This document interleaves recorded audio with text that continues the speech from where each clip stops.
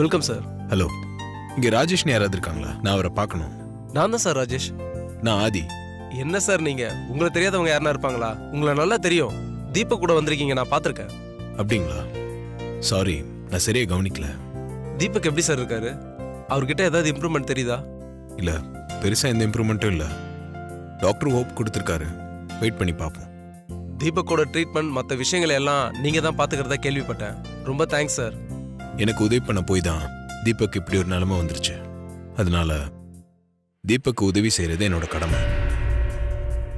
அப்புறம் தீபக் எனக்காக பேசியிருந்த ஒரு வீடியோ கிளிப்பை இன்னைக்கு தான் நான் பார்த்தேன். தீபக் அந்த வீடியோவில் முக்கியமான தகவல் ஒன்று ஜிந்தான்னு ஒருத்தர்கிட்ட இருக்கிறதா சொல்லியிருந்தான். அப்புறம் உங்ககிட்ட அந்த ஜிந்தா பற்றி விசாரிக்க சொல்லியிருந்தான். அதுக்கு தான் நான் இங்கே வந்தேன். நான் இப்போ அந்த ஜிந்தாவை பார்க்கணுமே. அசோக் இன்னைக்கு லீவ் சார். அவர் ரிலேஷன் மேரேஜ்க்காக வேலூர் போயிருக்காரு. ஏங்க, நான் ஜிந்தாவை பார்க்கணும்னு சொன்னேன். நீங்கள் ஏதோ அசோக் பற்றி சொல்கிறீங்க. அசோக்குக்கு தீபக் வச்சிருக்க கோட் நேம் தான் சார் ஜிந்தா. தீபக் தன்னோட தொழில் சம்பந்தமா முக்கியமான தகவல்களை அவர்கிட்ட வச்சுக்காம பாதுகாப்பை கருதி அசோக் கிட்ட கொடுத்து வச்சிருப்பாரு. அசோக்ன்ற பேரு வெளியே தெரிஞ்சா அவர் உயிருக்கு ஆபத்துன்னு சொல்லி அவருக்கு ஜிந்தான்னு கோட் நேம் வச்சிருக்காரு. உங்க விஷயமாவும் தீபக் என்கிட்ட சொல்லியிருக்காரு சார். என்னைக்காவது நீங்களா தேடி வந்து ஜிந்தாவை பத்தி கேட்டா அப்போ மட்டும் அசோக்கை பத்தி உங்ககிட்ட சொன்னா போதும், நீங்களா அவரை தேடி போய் எதையும் சொல்ல வேணான்னு சொல்லியிருக்காரு சார். அசோக் நாளைக்கு வந்துருவான். அவன் வந்ததும் உங்களுக்கு தேவையான தகவல் கிடைச்சிடும் சார். தேங்க்யூ ராஜேஷ். நான் நாளைக்கு வந்து பார்க்குறேன். வாங்க சார்.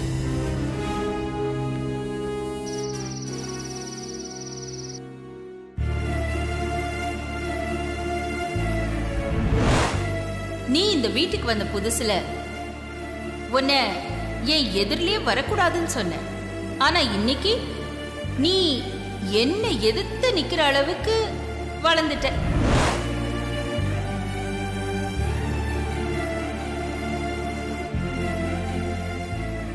என்னாச்சு? ஏதோ யோசனையில் இருக்க? அதெல்லாம் ஒன்றும் இல்லை மாமா. சரி, இந்த நாமினேஷன் ஃபார்ம்ல சைன் பண்ணு.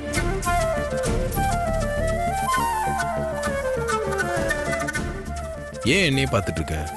ஃபார்ம்ல கையெழுத்து போடு. நீ ஏன் என் முகத்தை பார்க்குறேன்னு எனக்கு புரியுது. பார்வதி ஆதித்யான்னு கையெழுத்து போடணுமா இல்லை பார்வதின்னு கையெழுத்து போடணுமான்னு பார்க்குறேன். இப்போதைக்கு பார்வதினே போடு. என் பர்த்டே அன்னைக்கு அம்மா கிட்ட உண்மை சொன்னதும் நீ பார்வதி ஆதித்யான்னு பயப்படாமல் போடலாம்.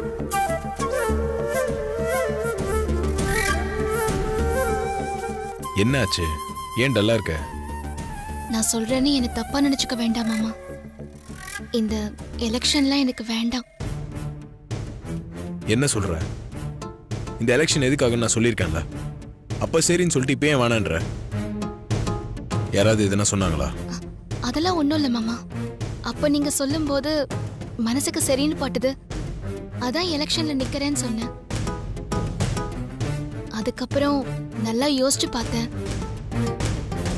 இந்த எலெக்ஷன் பதவியெல்லாம் இதெல்லாம் எனக்கு சரி வராது மாமா. அதனால தான் சொல்றேன், வேண்டாம். இல்ல, நீ எதையோ மறைக்கிற. என்ன நடந்துச்சு? என்கிட்ட இப்ப உண்மையை சொல்ல போறியா இல்லையா? ஒன்னும் நடக்கல மாமா, நான் சொல்றத நம்புங்க. உன்னை பத்தி எனக்கு நல்லா தெரியும். யார் என்ன சொன்னாங்க? இப்ப என்கிட்ட உண்மையை சொல்ல போறியா இல்லையா? கோவப்படாதீங்க மாமா, நான் சொல்லிடுறேன். உனக்குள்ள பதவி ஆசை வந்திருக்குன்னா நீ ரொம்பவே மாறிட்டேன்னு தானே அர்த்தம். இந்த தேர்தலை பொறுத்த வரைக்கும் முழுக்க முழுக்க உன்னோட சுயநலம் தான் இருக்கு. இந்த எலெக்ஷன் மூலமா என்ன எதிர்க்க பிள்ளையார் சுழி போட்டிருக்கிற நீ பின்னால என்ன நிரந்தரமாவே எதிர்க்க ஆரம்பிச்சிருவேன்னு நினைக்கிற பார்வதி.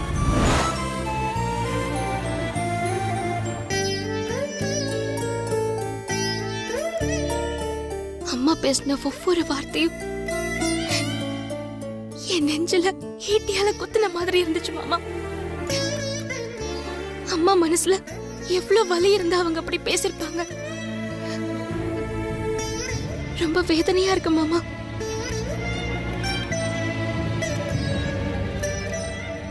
அம்மாவோட வலியும் வேதனை எல்லாம் எனக்கு புரியுது.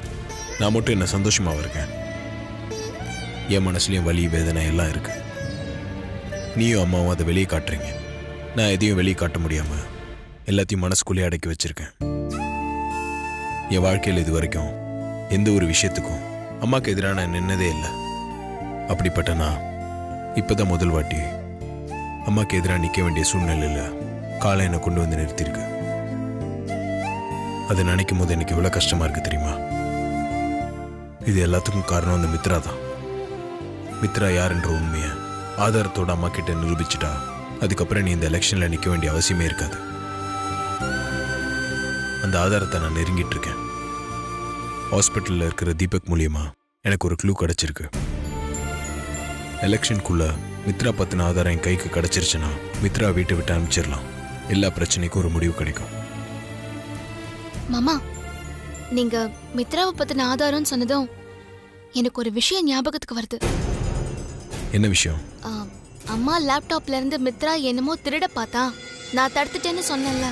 ஆமா. அப்போ மித்ரா அம்மா ரூம்ல பென்ட்ரைவை தவற விட்டுட்டா போல இருக்கு.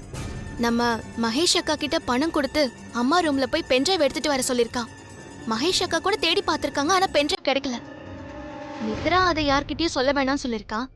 ஆனா மகேஷ் அக்கா வந்து என்கிட்ட சொல்லிட்டாங்க. மித்ரா அந்த பென்ட்ரைவுக்காக இவ்வளோ ரிஸ்க் எடுத்திருக்கானா அவளை பத்தின ஏதோ ஒரு விஷயம் அதில் இருக்கணும். அம்மா ரூம்ல இருந்து அந்த பென்ட்ரைவ் எப்படியாவது எடுக்கணுமே. நானும் அப்பப்போ அந்த பென்ட்ரைவை தேடிட்டு தான் இருக்கேன் மாமா. இன்னும் அது கிடைக்கல. அந்த பென்ட்ரைவ் கிடைச்சா கூட நல்லா தான் இருக்கும். இந்த எலெக்ஷனுக்குள்ள தீபக் மூலியமா கிடைக்கிற க்ளூவை வச்சு மித்ரா பத்தின ஆதாரம் கிடைச்சா கூட எல்லாம் நல்லபடியாக முடிஞ்சிடும். ஸோ நீ எதை நினச்சி வேதனைப்படாத. அம்மாவுக்கு நல்லது செய்கிறதா நினச்சி இந்த நாமினேஷன் ஃபார்மில் சைன் போடு. இதுக்கப்புறமும் நீ தாங்கினா வேற என்ன சொல்கிறதுன்னு எனக்கு தெரியல. நீ என்ன வேணால் முடிவு எடுக்கலாம். நாளைக்கு 3 மணிக்குள்ளே நாமினேஷன் தாக்கல் பண்ணணும். அது வரைக்கும் இந்த ஃபைல் நீயே வச்சுக்கோ. புடி.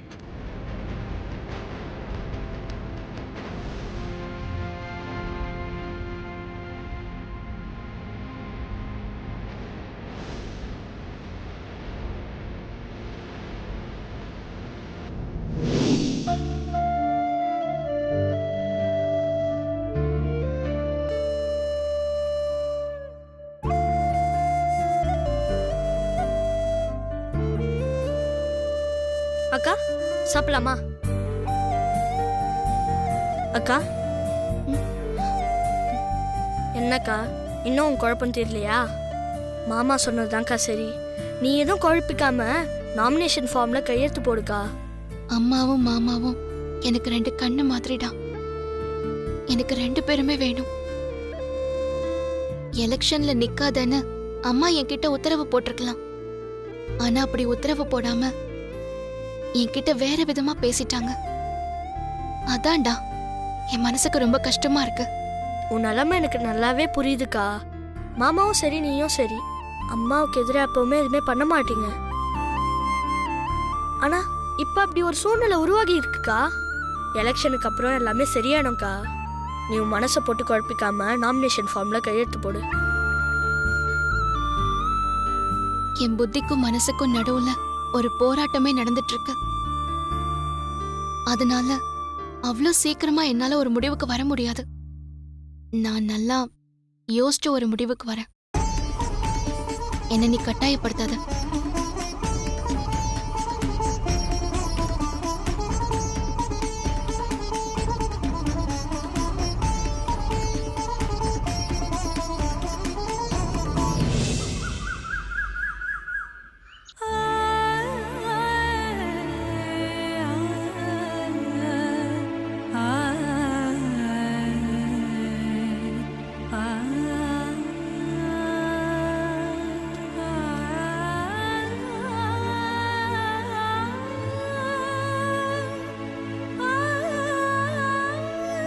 அம்மா, நடக்கிறது எல்லாம் நீ சாமியா இருந்து பார்த்துட்டு தானே இருக்க.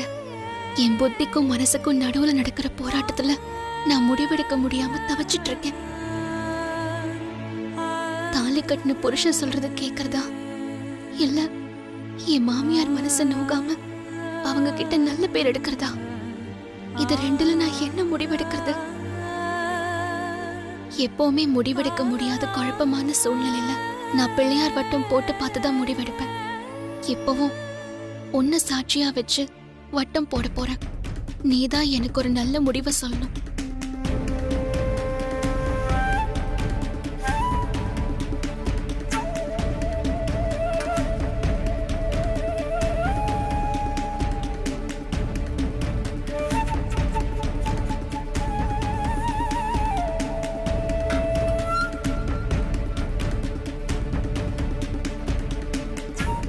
வட்டம் ஒண்ணு சேர்ந்தா நான் என் வீட்டுக்காரர் சொல்றத கேக்குறேன்.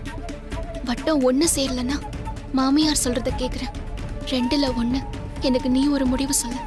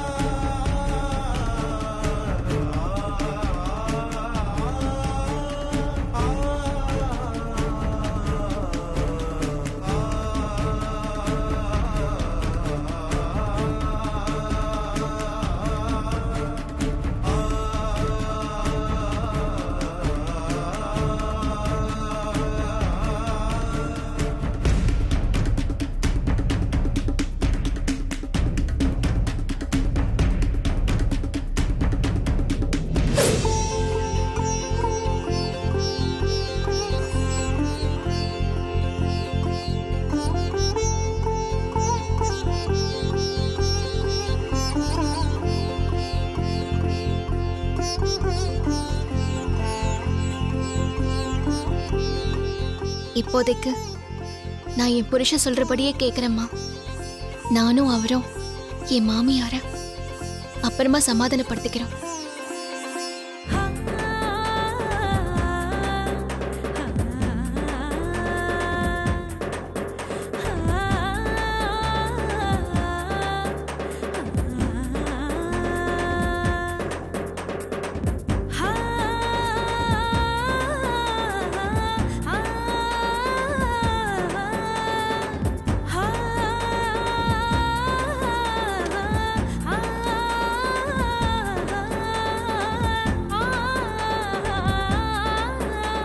உன்னை சாட்சியா வச்சு கையெழுத்து போட்டுட்டேன்.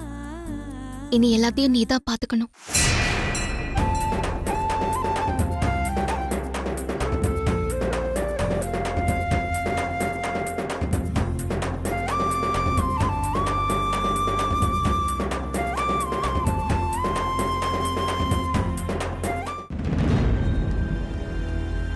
அண்ணே, அகிலா மேடம் கம்பெனிக்கு போலாமா? உட்காருங்க.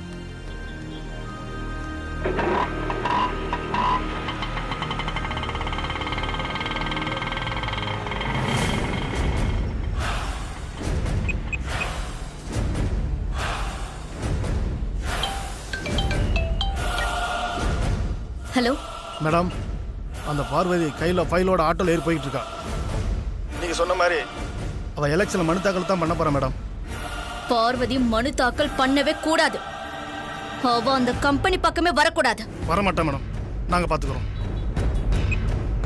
ஏய் இங்க பாரு, பார்வதி கிட்ட இருக்கிற ஃபைலை பிடிக்கிட்டு ஓட விடுங்க. அந்த ஆட்டோ பண்ணிட்டே போங்க. சீக்கிரம் உட்காருங்க.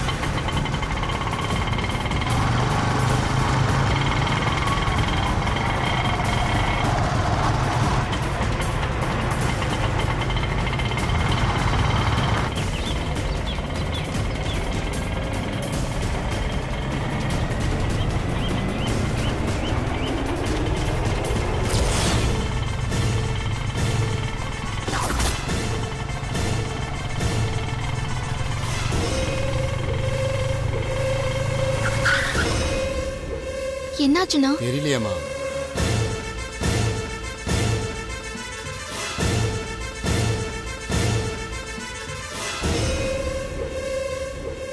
யார் நீங்க? எதுக்கு ஆட்டோவை மறைக்கிறீங்க? யோ, நீயும் ஆட்டோவும் சேதாரம்லாம் போகணும்னா பின்னாடி இருக்க பொண்ணை இறக்கி விட்டுட்டு பேசாம கம்முன்னு போய்கிட்டே இரு. நீங்கெல்லாம் யாரு? என்ன வேணும் உங்களுக்கு? மொத ஆட்டோல இருந்து கீழே இறங்குமா, அதுக்கப்புறம் என்ன வேணும் நாங்க சொல்றோம், இறங்குமா. ஏமா, நீயா இறங்க போறியா இல்ல நாங்க இறக்கி விடட்டுமா? ஏய் இறங்கு இறங்கு. என்ன நினைக்கிறீங்க? அண்ணா இறங்கிருமா, இறங்கு.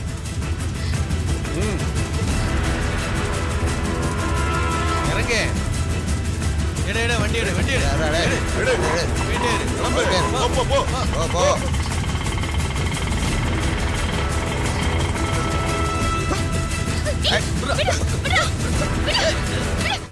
வேட்புமனெல்லாம் நல்லா இருக்கான்னு நாங்க செக் பண்ணணும். நீ கையில வச்சிருக்கியே அதை கொடுக்குறியா? எதுக்கு? கொடுமா. வேண்டாம், நான் போறேன். யார் நீங்களா? இத பாரு, இது வரைக்கும் எங்க கை உன் மேல படல. இனிமேலும் படாம பத்திரமா நீ இருக்கணும்னா அதை எங்கிட்ட கொடுத்துட்டு நீ இப்படியே திரும்பி வீட்டுக்கு போயிடு. அதுதான் உனக்கு நல்லது. வேண்டாம், நான் இங்கிருந்து போன விடுங்க என்ன. விடுங்க என்ன. விடுங்க.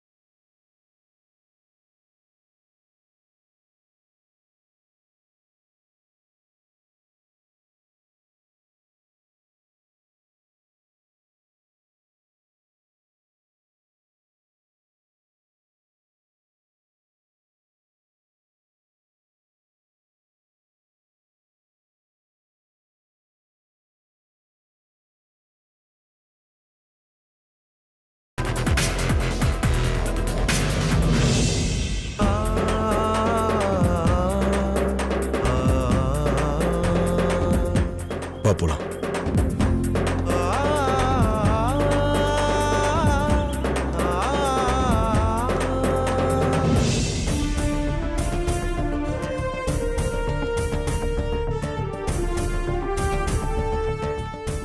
வணக்கம் மேடம். வணக்கம் மேடம்.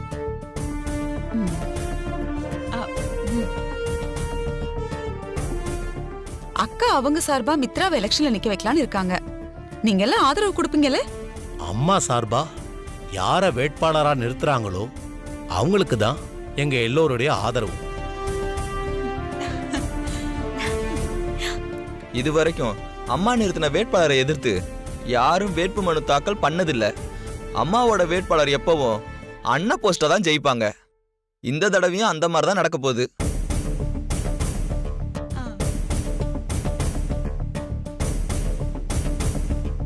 நாமினேஷன் நம்ம தாக்கல் பண்ணிடலாமா? டைம் முடிய போகுது. சரி வாங்க.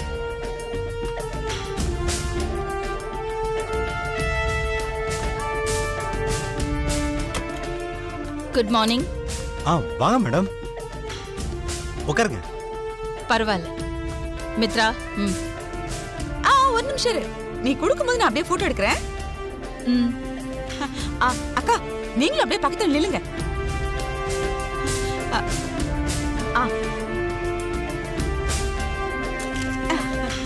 எடுத்தாச்சு.